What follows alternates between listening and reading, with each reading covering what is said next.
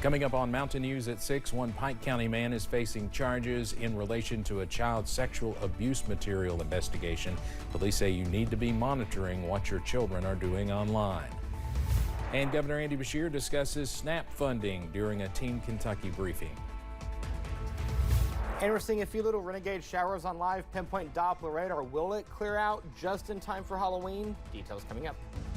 Dedicated to Eastern and Southern Kentucky, this is WYMT Mountain News at 6.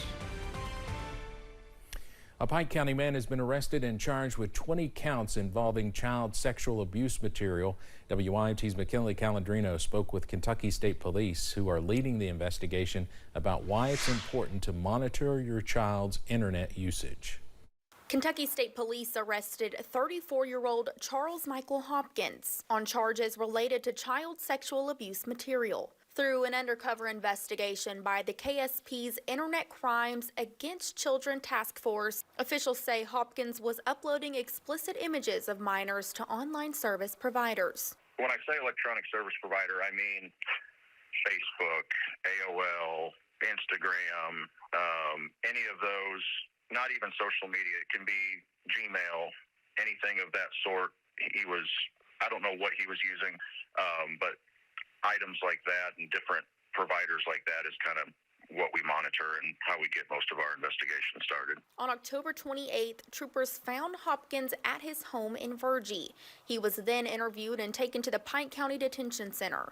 His electronic devices used for the crime were sent to the forensic laboratory for evidence. Just like any investigation, whether it's a murder or a burglary, all the evidence collected is examined. It is then determined to obviously contain contraband or not, and if contraband is found, then that is obviously the evidence that is used during the investigation and the court proceedings. While the internet can be extremely helpful and a great asset to our daily lives, it can also be extremely dangerous and used to manipulate and victimize minors. That's why officials say it's important to monitor your child's internet usage closely. As parents, we need to make sure that we're monitoring our children's online activity and what they're doing on their social media platforms. Make sure that we're utilizing security settings to limit what information the public is able to see and be able to have access to. Hopkins was charged with 20 counts of possessing matter portraying a minor over the age of 12 in a sexual performance, a Class D felony punishable by 1 to 5 years in prison. In Pike County, McKinley Calandrino, WYMT Mountain News. We were told by the Pike County Circuit Clerk Court's office that Hopkins is being held on a $50,000 surety bond. One Pike County man is facing charges after he was accused of evading police. It happened yesterday when deputies received a squatting complaint at a building where a business used to be in South Williamson. When police went inside, they say they heard an unidentified voice saying, "Run." Police later came across Christian Stanley before taking him into custody. He was taken to the Pike County Detention Center. A Letcher County man is behind bars after police say he stole thousands of dollars in guitars and amps. That incident reportedly happened last week after deputies say they noticed property possibly stolen at a location on Around the Mountain Road. They obtained a search warrant. This led to recovering several stolen items, including amps and guitars. Police also found drug paraphernalia. Michael Brandon Mays was taken to the Letcher County Jail. Well, the rain is finally moving out just in time for Halloween. Temperatures bit on the cool side, though. First Alert meteorologist Eric has our first look at the forecast. Eric? That's right, Steve. That rain will start to exit out of the area as we go throughout the overnight hours. Take a look here at some of the rainfall totals since midnight. Look over towards the Harlan area, just under a ½ inch of rain. 1,207 inch near Frenchburg, 1,407 inch near Monticello, just over a ¼ of an inch there near the Jackson area. So we've had a substantial amount of rain today. Nowhere near like yesterday or even the day before, but every bit does help. Here's a look at First Alert Live pinpoint Doppler radar. We'll go ahead and put a time lapse on this. You can see right here just kind of the track. We talked about how it was taking that south to north flow yesterday. Today it's taking that north to south flow as we get on the back end of that low pressure system. You can see right here, there's your low right there, and you can see the back end, how that wind is coming out of the north and the northwest. Temperatures right now in the 40s. You can see 48 in Somerset, 48 in Monticello, 46 in Moorhead, 45 in Pikeville. Wise is checking in with 41 degrees. On the WYMT First Alert weather app, you can get your hour-by-hour forecast. And if you have plans, take the rain gear with you just in case you get under a shower or two. We are going to keep those rain chances in the forecast. Tomorrow, though, not too shabby, but when's our next rain chance after that? Details on the First Alert forecast coming up in a few minutes. Steve. Eric, thank you. State and local leaders celebrated the completion of the final section of the new US 460 in Pike County today. The new 4-lane highway connects US 23 all the way to the Virginia state line. These are some pictures posted this week from the Transportation Cabinet.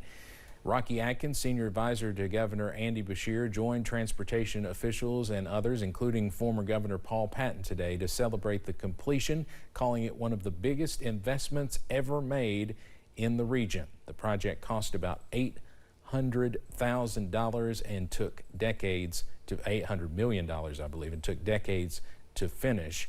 Now, we did have a reporter at the ribbon cutting ceremony having a little bit of trouble due to internet issues getting video back to us, but we will have a complete report about this, a major milestone, tonight at 11. If the benefits are truly suspended, it will be the first time in SNAP's 60-year history that the federal government stopped issuing them during a government shutdown. The uncertainty has sparked fear among Kentuckians who worry they will not be able to feed themselves or their families. Here in the Commonwealth, Governor Beshear says his administration is exploring all options to prevent Kentuckians from going hungry if SNAP benefits are truly suspended. What we can't do, though, is we can't use the existing platform of SNAP and simply put state dollars through it. We've got some very clear instruction from the federal government that that is not allowed. And yes, Governor Beshear was dressed up as Mr. Rogers today for Halloween. Team Kentucky is hosting a food drive through November 21st. They are collecting non-perishable food donations at major state office buildings in Frankfort and the L&N building in Louisville. Governor Beshear says those donations will go to established charities to distribute to Kentuckians in need. The SNAP program is certainly at the forefront of many people's minds right now. In some areas, community members are coming together to support one another, and food banks are doing what they can to stay full. Michael Halligan with God's Pantry Food Bank says Eastern Kentuckians can rest assured that they will do what they can to continue supporting folks who need food. So I think it's really important for someone who's experiencing food insecurity.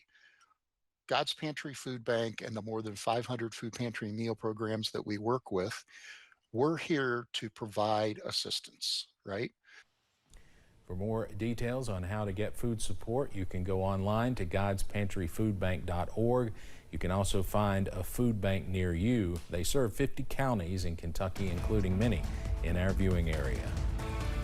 All right, weather headlines for tonight. The rain's going to taper off for a little bit. Halloween, not too shabby. Definitely get out and enjoy it. 60s, though, are going to return in the forecast with a caveat. We'll talk about what that caveat is in the First Alert forecast in a few minutes. And one local college recently announced an upcoming change in leadership.